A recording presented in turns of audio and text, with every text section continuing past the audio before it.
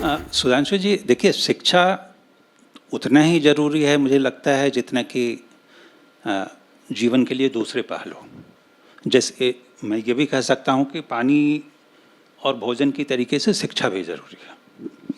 लेकिन ये एक बहुत दुर्भाग्य नहीं है? आपको लगता है कि जिस तरीके से विदेश नीति किसी देश की होती है और उस पर लगभग सहमति होती है हमेशा से, हमारी जो शिक्षा नीति होती है वो सरकार बदलते ही बदल जाती है।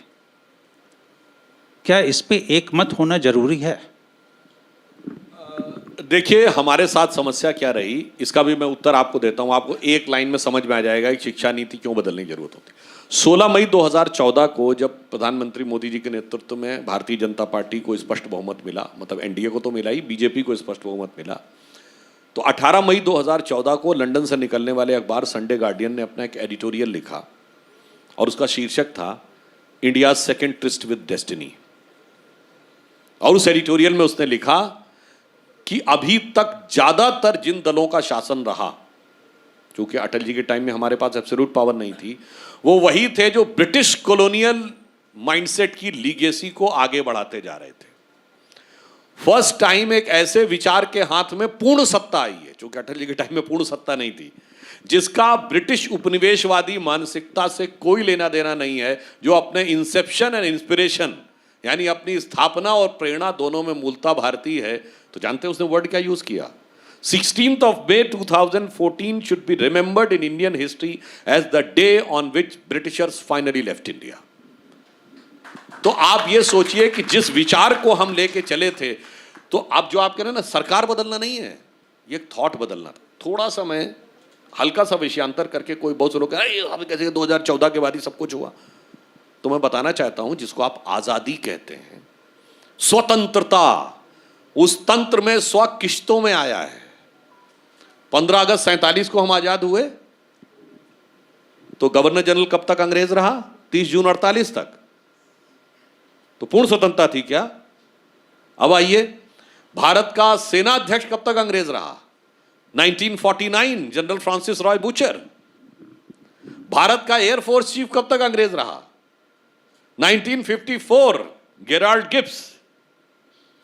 भारत का नौसेना चीफ कब तक अंग्रेज रहा? 1958 स्टीफन कार्लाइल। देखिए, किस्तों में मिल रही है आजादी। इंडिया गेट के ऊपर किंग जॉर्ज की मूर्ति कब तक रही? 1968। 1977 तक। हम जागरण के कार्यक्रम में बैठे हैं, हिंदी का सबसे बड़ा अखबार, हिंदी भाषी क्षेत्र में किसी भी भाषा का सबसे बड़ा तो मैं कह रहा हूं किसी भी भाषा, ये महत्वपूर्ण बात है। 1977 तक सारे ऑल इंडिया एग्जाम सिर्फ इंग्लिश में, किसी भारतीय भाषा का कोई मतलब नहीं। किश्तों में आजादी आ रही थी। और तो और आपको पता है, भारत का बजट 1997 तक शाम 5 बजे आता था। क्यों? अंग्रेज प्रेसिडेंस सेट कर गए थे कि जब लंदन में 11 बजे होंगे, उस समय के हिसाब से भारत का बजट होगा। जब अटल जी की सरकार आई तो सुबह 11 बजे होना शुरू हुआ, वरना 5 बजे तक बजट आता था। फिर आप सोचिए अगली किश्तें कैसे धीरे धीरे धीरे धीरे किश्तों से बाहर आ रहे थे। हमारा बजट मोदी जी की सरकार आने से पहले कब आता था? 1 मार्च को। अब आता है 1 फरवरी को। 1 मार्च को कहे आता था? क्योंकि इंग्लैंड के मौसम के हिसाब से मार्च में माहौल काम करने लायक होता है, जनवरी फरवरी तक तो बर्फ जमी रहती है। हमारे यहाँ मानसून आ जाता है जून के पहले सप्ताह में और जून के तीसरे सप्ताह तक पूरे भारत में पहुंच जाता है। तो हमें मानसून से लगभग 1.5-2 महीना पहले जो जो हमने अलॉटमेंट किए हैं फाइनेंशियल, वो सब पे पहुंच जाने चाहिए। इसलिए मोदी जी ने कहा भारत के मौसम से बजट आएगा, अंग्रेज के मौसम से नहीं चलेगा। तो अब जो आपने बात कही, इसलिए हमें ये बात है। आप कहेंगे चलिए साइंस की बहुत बात हो गई, तो मैं एक उदाहरण इतिहास और साहित्य का भी बता देना चाहता हूँ। गर्मी का सीजन है, तो वाटरमेलन, तरबूज तो सब लोग पीते होंगे, खाते होंगे। तो क्या बताया गया जरा हिस्ट्री किताब में? तरबूज कौन लाया था? बाबर लाया था। भाई साहब, तरबूज की जो शेल्फ लाइफ है वो कितनी है? 10 से 12 दिन। और 10 से 12 दिन में आप घोड़े पे बैठ के उज्बेकिस्तान से भारत नहीं आ सकते हैं। तो कहाँ से ले आया भाई? और वो तो आके काबुल में रुक गया था। और आपको जरा ये बात लॉजिकल लगती कि इतना बड़ा बड़ा तरबूज कोई फौज लेके चल रही होगी? अरे फौज को जरूरत क्या होती थी? जहां पहुंचते थे वहां सबसे झड़प लेते थे वो लोग। उस जमाने में लूट फाट के अपना खाना रख लेते थे, ज्यादा रसद लेके थोड़ी चलते थे। अब आप आइए, मगर कितनी बढ़िया थ्योरी बताई। अच्छा मान लिया जाए बाहर से आया, तो ये बताइए हमारा व्यापार तो हजारों साल से हो रहा था, तो ये व्यापारी लेके क्यों नहीं आ सकता था? मतलब उस तरबूज को आने के लिए भी एक लुटेरे का इंतजार था। क्यों? क्योंकि मार्क्सिस्ट फिलॉसफी में व्यापारी को तो बेईमान और धूर्त दिखाना है और लुटेरे को महान दिखाना है। इसलिए व्यापारी 5000 साल से व्यापार कर रहे हैं वहां से, वो तरबूज के बीज भी नहीं ला सकते थे, मगर वो जो एक कोई लूटने आया था वो तरबूज लेके आया। और सुनिए, आलू भी बाहर से आया, गोभी भी बाहर से आई, टमाटर भी बाहर से आया, मिर्ची भी बाहर से आई और आर्य भी बाहर से आए। यानी आर्य से लेके आलू, गोभी, मिर्च, टमाटर सब बाहर से आया।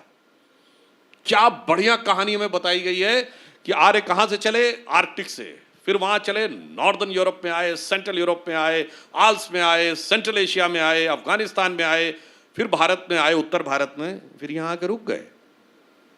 बर्मा क्यों नहीं गए? थाईलैंड क्यों नहीं गए?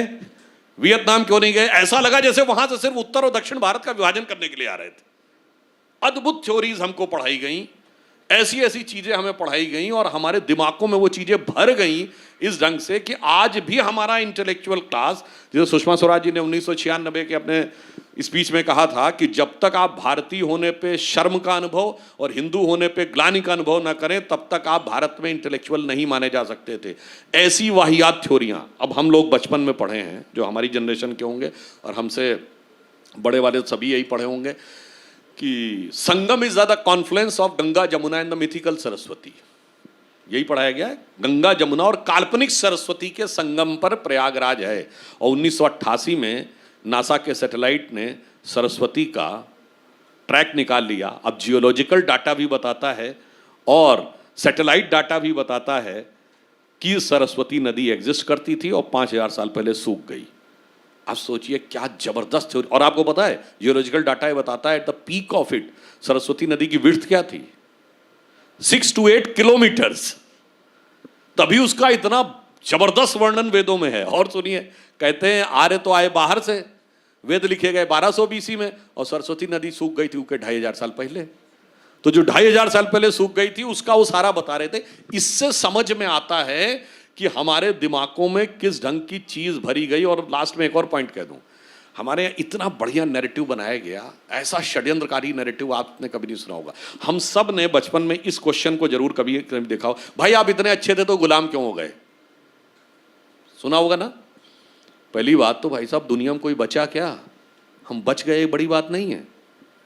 यानी सुनामी आई, सारे जहाज पलट गए, हमारा जहाज बचा रहा, या भूकंप आया, सारे मकान गिर गए, हमारा मकान बड़ा था, चलो कोई बात नहीं।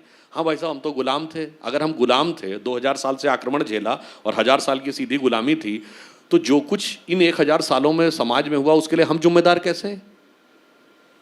नहीं, जिम्मेदार तो तुम ही हो भाई साहब, हम तो गुलाम थे। तो जो रूलर जिम्मेदार है कि गुलाम जिम्मेदार है? ना ना ना ना ना, जिम्मेदार तो तुम ही। इसका मतलब हम गुलाम नहीं थे? नहीं नहीं, गुलाम तो तुम थे। यानी ऐसा कैच 22 का लॉजिक बताया गया है कि तुम गुलाम भी हो और तुम ही निर्णय भी ले रहे हो। यानी हमें खुद मुख्तार गुलाम थे, ये हमें समझाया गया। क्यों गुलाम? इसलिए बताना है ताकि आपका कॉन्फिडेंस ना आने पाए। और गुलामी में आई सामाजिक विकृतियों का जिम्मेदार भी आप ही को ठहराना है, ताकि समाज में आज लड़ाने की व्यवस्था भी पूरी करके रखी जाए। इस कैच में हमें फंसाया गया। और साहित्य में मैं एक बात आपसे कहूं, Kalidas was the Shakespeare of India, ये हम लोगों को पढ़ाया गया है। अब कालिदास को तो भूल जाइए, कालिदास तो बहुत बड़े कवि थे, तुलसीदास से बड़े। शेक्सपियर ने पूरे साहित्य में कितने वर्ड्स का प्रयोग किया है? यूजुअली 12,000 वर्ड्स, नॉर्मली 18,000 वर्ड और मैक्सिमम 30,000 वर्ड्स। हेमलेट उनका ऐसा वो है ग्रंथ जिसमें सर्वाधिक 30,000 शब्दों का प्रयोग किया है। और तुलसी ने अकेले रामचरितमानस में 1,16,000 शब्दों का प्रयोग किया है। महाभारत में 1,00,000 श्लोक हैं और शेक्सपियर के साहित्य में 30,000 शब्द हैं। और कालिदास कहीं बड़े हैं, मगर Kalidas was the Shakespeare of India. अजब गजब कहानियां हम लोगों को समझा दी गई। इसलिए सरकार, जो आप कहें, सरकार नहीं, ये विचार बदलने की बात थी। और लास्ट में आपसे कहूं कि वर्ल्ड में जो लैंग्वेज होती है, दुनिया का सबसे बड़ा शब्द नॉन साइंटिफिक, क्योंकि साइंटिफिक में करेंगे तो बहुत लंबे लंबे शब्द हो जाते हैं ना, जैसे 3 मिथाइल हेक्सा बेंजीन वगैरह वगैरह। यानी लिटरेरी वर्ल्ड में जो सबसे बड़ा अंग्रेजी भाषा का शब्द है वो क्या है? फ्लॉसी नॉसी निहली पिहलीफिकेशन। इसमें 29 लेटर आते हैं, मतलब बेकार की चीजों में इन्वॉल्व होना। और Guinness book of world record के हिसाब से दुनिया की किसी भी लैंग्वेज में, नॉन साइंटिफिक टर्मिनोलॉजी में, सबसे बड़ा वर्ड जानते क्या है? कितने लेटर्स का है? 293 लेटर्स का एक शब्द। और वो कहां है? विजयनगर साम्राज्य की एक रानी ने एक चंपू काव्य लिखा जिसका नाम था वरदाम्बिका परिणय। विजयनगर साम्राज्य जो आजकल के कर्नाटक और आंध्र की तरफ है, उसमें एक शब्द जो है वो 293 लेटर्स का है। आप सोचिए, लिटरेचर हो, हिस्ट्री हो, साइंस हो, इसीलिए लड़ाई बहुत बड़ी है। और मैं एक शब्द में ये कहूं, यह आजादी की लड़ाई से बड़ी लड़ाई है। वो आप कहेंगे इतनी बड़ी बात कैसे कह दी? आजादी की लड़ाई वो थी कि हम जेल में थे। जो जेल में व्यक्ति है वो हर हाल में जेल से बाहर आना चाहता है, ये इनकेन प्रकारेण, और उसे पता मुझे जेल में वापस नहीं जाना। पर यह लड़ाई वो है जैसे ड्रग एडिक्ट की ड्रग छुड़वानी हो। वो ड्रग एडिक्ट ड्रग के बिना जिंदा नहीं रह सकता, उसे लगता है यही मेरे लिए सब कुछ है। आप ड्रग उससे छीनिए तो छटपटाने लगता है। तो वो जो एम फैक्टर की ड्रग है वो इस कदर भरी हुई है कि वो ड्रग एडिक्ट से ड्रग छुड़ाना ज्यादा कठिन काम है, जेल से छुड़ाना कम कठिन काम है। इसलिए मैंने कहा कि ये जो वैचारिक लड़ाई है ये आजादी की लड़ाई से ज्यादा बड़ी लड़ाई है। इसलिए सरकार बदलने के बाद ही नहीं, इसके लिए पूरे समाज को भी सक्रिय होना पड़ेगा।